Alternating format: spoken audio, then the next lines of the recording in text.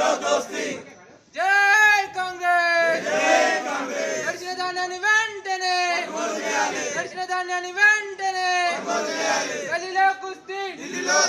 మన తెలంగాణ రాష్ట్రంలో టీఆర్ఎస్ ప్రభుత్వం వచ్చినాక రైతుల పరిస్థితి అధ్వానంగా మారింది. రైతులు వాళ్ళ భవిష్యత్తు అగమ్యగోచరంగా మారిపోయింది. టీఆర్ఎస్ ప్రభుత్వ విధానాల వల్ల, కేంద్ర ప్రభుత్వం అవలంబిస్తున్న విధానాల వల్ల కేంద్ర ప్రభుత్వము, రాష్ట్ర ప్రభుత్వము, టీఆర్ఎస్ అటు మోడీ ప్రభుత్వము, బీజేపీ ప్రభుత్వము రెండు కుమ్మక్కయి లోపల ఢిల్లీలో దోస్తాన్ చేస్తూ ఇక్కడికి వచ్చి వాళ్ళు విభేదాలుగా నటిస్తూ మన వ్యవసాయదారులను, రైతులను ముప్పు తిప్పలు పెడుతూ అన్నమో గోస అరిగోస అనిపిస్తూ ఈ రైతులను వాళ్ళకు భవిష్యత్తు లేకుండా చేస్తున్నారు. అక్కడ కేంద్ర ప్రభుత్వము నల్ల చట్టాలను తీసుకొచ్చి ఈ వ్యవసాయ రంగాన్ని గుత్తదారులకు, పెద్ద బడా పెత్తందారులకు, కార్పొరేట్స్కు అప్పగించే ప్లాను చేశారు.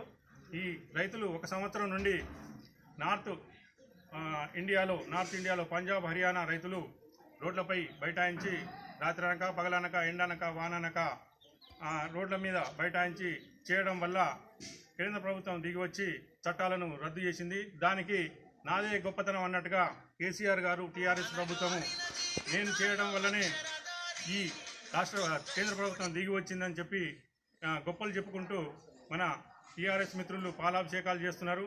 అది చాలా దుర్మార్గమైన చర్య. అక్కడ బీజేపీ ప్రభుత్వానికి లోపల మద్దతు ప్రకటిస్తూ రైతు చట్టాలకు, నల్ల చట్టాలకు మద్దతు తెలుపుతూ ఈరోజు అది వారు రైతుల యొక్క కఠిన దీక్షలకు తలొగ్గి కేంద్ర ప్రభుత్వం విత్డ్రా విరమించుకోగానే, ఉపసంహరించుకోగానే చట్టాలను నాదే గొప్పతనం, నేను ఒక్కరోజు దీక్ష చేయడం వల్ల, నేను కాశనివ్వడం వల్ల, హెచ్చరించడం వల్లనే కేంద్ర ప్రభుత్వం దిగివచ్చి చట్టాలను ఉపసంహరించిందని చెప్పి గొప్పలు చెప్పుకుంటూ ఈరోజు ముసలి కన్నీరు కారుస్తూ రైతుల దగ్గరికి వస్తున్నాడు. రైతులు గమనించవలసిందిగా కోరుతున్నాము. కాంగ్రెస్ పార్టీ మీకు ఎప్పుడు రైతులకు అండగా ఉంటుంది. కాంగ్రెస్ పార్టీ రైతుల పక్షపాతి. అదే విషయాన్ని కేసీఆర్ గారు రైతుల పక్షపాతి టీఆర్ఎస్ ప్రభుత్వం అని చెప్పుకుంటూ మొన్న 2000 ఎలక్షన్లలో రైతు బంధు అనే ప్రవేశపెట్టి ఎలక్షన్ మూమెంట్ రాగానే ఆయనకు ఎక్కడ లేని ప్రేమ ప్రజల మీద కానీ, వ్యవసాయదారుల మీద కానీ, వివిధ వర్గాల మీద కానీ, సమాజంలో ఉన్న వివిధ వర్గాల మీద ప్రేమ పుట్టుకొచ్చి సపరేటు రైతు బంధు కానీ, ఈరోజు మొన్న హుజరాబాద్ ఎలక్షన్లలో దళిత బంధు అని చెప్పి, దళితులు ఎక్కువగా ఉన్నారు, 20,000 పైన ఓట్లు ఉన్నాయని చెప్పి ఉద్దేశంతో దళిత బంధుని ప్రవేశపెట్టి ఆ రోజు కొన్ని వేల కోట్ల రూపాయల ప్రజాధనాన్ని దళితులకు కొన్ని పంచడం జరిగింది. అది సంతోషకరమైన విషయమే. కాంగ్రెస్ పార్టీని ఈ విషయాన్ని తెలంగాణ రాష్ట్రం మొత్తం మీద, ఒక హుజరాబాదు ఎందుకు, మొత్తం రాష్ట్రం మొత్తం అందరికీ ఇవ్వాలనే ప్రచారం చేస్తూ అందరికీ చైతన్య యాత్రలో అందరికీ తెలియజేయడం జరిగింది. అందరినీ చైతన్యవంతం చేయడం జరిగింది. దానితో ఎలక్షన్ కమిషన్తో కుమ్ముక్కై కేంద్ర రాష్ట్ర ప్రభుత్వాలు కుమ్ముక్కై ఎలక్షన్ కమిషన్తో ఆర్డర్ ఇప్పించేసి దళిత బంధును కూడా ఆపించారు ఎలక్షన్ ముందట. అదే విషయాన్ని మనం కాంగ్రెస్ పార్టీ నిలదీసినప్పుడు ఎలక్షన్ కమిషన్ బంద్ చేసింది కాబట్టి మేము ఈ ఎలక్షన్ అయిపోయే వరకు ఈ దళిత బంధును ఆపేస్తున్నాము. ఎలక్షన్ కాగానే 2వ తారీఖు నాడు కౌంటింగ్ కాగానే 4వ తారీఖు నుంచి మీకు రైతు బంధును ఇంప్లిమెంట్ చేస్తామని చెప్పి వాగ్దానం చేయడం జరిగింది. ఇప్పటికీ 20 రోజులు గడిచిపోయింది. ఎవరికి దళిత బంధు ఇచ్చిన దాఖలాలు లేవు. ఓన్లీ హుజరాబాద్లోనే కాదు, ఎక్కడ స్టేట్లో కూడా ఎక్కడ దళిత బంధు ఇచ్చిన దాఖలాలు లేవు. ఈయన స్టేట్ టీఆర్ఎస్ ప్రభుత్వం, రాష్ట్ర టీఆర్ఎస్ ప్రభుత్వం, కేసీఆర్ గారు మాటలు అన్నీ ఈ అప్పటి ఎలక్షన్లను దృష్టిలో పెట్టుకుని ఇప్పుడు ఆయన మాట్లాడిన మాటలన్నీ కూడా ఎప్పటి వరకు 2014లో దళితుని సీఎం చేస్తా అన్నాడు, దళితులకు 3 ఎకరాల భూమి ఇస్తా అన్నాడు, KG to PG ఉచిత విద్య అన్నాడు. అదేవిధంగా వివిధ వాగ్దానాలు చేసి అప్పుడు గట్టెక్కిన వాడు 2018లో రైతు బంధు అనే ప్రవేశపెట్టి అత్యధికులు రైతులే ఉన్నారు కాబట్టి రాష్ట్రంలో వాళ్ళకొక ఆశ చూపెట్టేసి రైతులు అనే వాళ్ళు అల్ప సంతోషులు, కొంచెం ఇచ్చేస్తున్నారంటే మొత్తం వాళ్ళ హృదయాన్ని పలిచేస్తారు. కాబట్టి వాళ్ళకి దళిత బంధుని ఆశ, అది రైతు బంధుని ఆశ చూపెట్టేసి మళ్ళా అధికారంలోకి వచ్చిండు. అదేవిధంగా రైతు రుణమాఫీ అని చెప్పాడు, రైతు రుణమాఫీ చేయలేదు. ఇప్పుడు నా ఉద్దేశంలో ఈ దళిత బంధు కూడా ఇంతటితో క్లోజు, ఇంకా ముందు ఫర్దర్గా కొనసాగించడానికి చెప్పి నేను దాదాపుగా అందరికీ చెప్తున్నాను.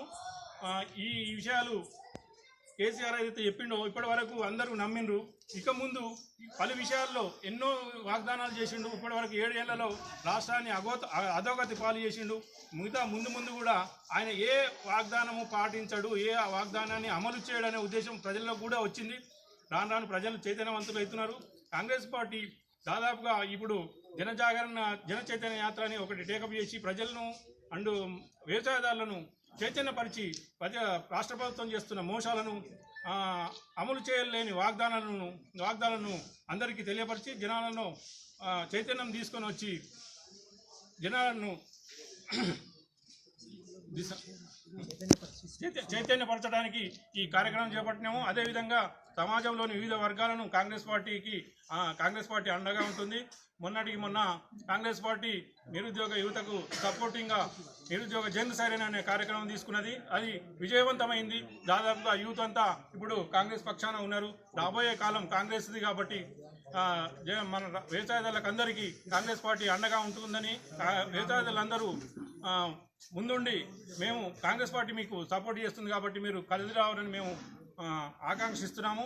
అదేవిధంగా ఈ ఐకేపీ సెంటర్లలో వ్యవసాయదారుల యొక్క వరిని కొనడానికి ఐకేపీ సెంటర్లను ఏర్పాటు చేసింది. నామిక వస్తే కొన్ని ఓపెన్ చేసింది, మిగతా కొన్ని ఓపెన్ చేయకుండానే అట్నే ఉన్నాయి. ఓపెన్ చేసిన వాటిలో కూడా వడ్లను కొనుగోలు చేయట్లేదు. వడ్ల కొనుగోలు మార్చారని చెప్పి ఈ కాలాలు వర్షం పడుతుంటే వర్షాలలో మార్చర్ ఉందంటే అది ఎవరైనా నమ్ముతారా? వర్షాలలో ఎట్లాగో అది మార్చరే ఉంటుంది. ఆ మార్చర్ ఉన్నా కూడా వడ్లు ఈ ఐకేపీ సెంటర్లో కల్లాలలో ఉన్నాయి. కుప్పలు పోసినప్పుడు వర్షాలకు తడిచిపోతాయి ఎట్లాగూ. కాబట్టి వర్షాలను దృష్టిలో పెట్టుకొని తొందరగా వీలైనంత వెంటనే వడ్లను కొనుగోలు చేయాలి. కొనుగోలు చేసిన వడ్లకు కూడా ఎంబడే చెల్లింపులు చేయాలని చెప్పి ఈ సందర్భంగా కాంగ్రెస్ పార్టీ డిమాండ్ చేస్తూ ఉంది. అదేవిధంగా మిగతా రాబోయే యాసింగి కాలంలో ఈ కేంద్ర రాష్ట్ర ప్రభుత్వాలు నాటకాలు ఆడుతున్నాయి. మీరు కొంటారా అని చెప్పి ఎవరు కొంటారు అనేది ఇన్ని రోజులు కొన్నాడు ఈయన కేసీఆర్. ఇన్ని రోజులు కేంద్ర ప్రభుత్వం గుర్తు రాలేదా? నేనే కొంటున్నాను కలర్ ఇచ్చిండు ఇన్ని రోజులు. ఇప్పుడేమో కేంద్ర ప్రభుత్వం కొంటలేదు కాబట్టి మేము కొనము యాసింగ్లో వరిని వేయొద్దు అని చెప్పి రైతులకు అది సలహా ఇస్తున్నాడు. వరి వేస్తే ఉరి అని చెప్పి తను పేపర్ ప్రకటనలు చేయడం కానీ ప్రచారం చేయడం కానీ జరుగుతుంది. రేపు మన దగ్గర తెలంగాణలో వరి తప్ప ఇంకా వేసే పరిస్థితి లేదు వేరేది. కాబట్టి రైతులందరూ దాదాపుగా వరి వేస్తున్నారు. ఆల్రెడీ నాట్లు పోశారు.